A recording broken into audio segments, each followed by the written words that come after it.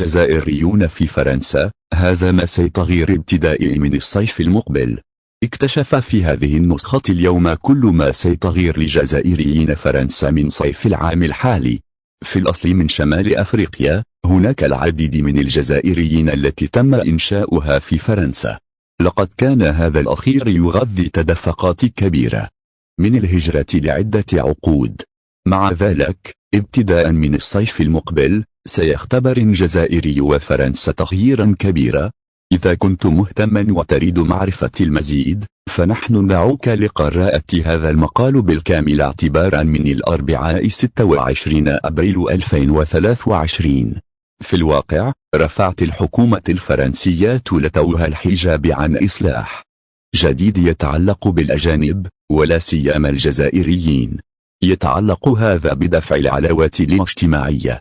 في الواقع، اتخذت حكومة إيمانويل ماكرون قرارا حازما، ومن المرجح أن يثير هذا استياء أفراد الجالية الجزائريات في فرنسا. وكان المتحدث باسم الحكومة الفرنسية أوليفيه فيران في هذه القضيات هو الذي رفع الحجاب عن هذا القرار. هذا في تقرير مجلس الوزراء. بالتفصيل، أشار الوزير إلى انتهاء دفع المزايا الاجتماعيات للحسابات المقيمة خارج الاتحاد الأوروبي. هذا ما نقلته وسائل الأعلام الفرنسية في عددها الأخير. فرنسا، تاريخ تطبيق التدبير.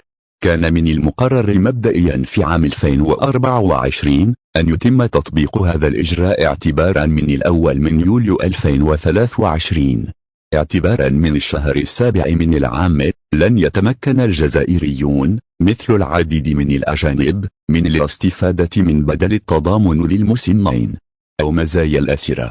كما لن يتم دفع مخصصات وبدل العجز الإضافي في الحسابات الجزائرية.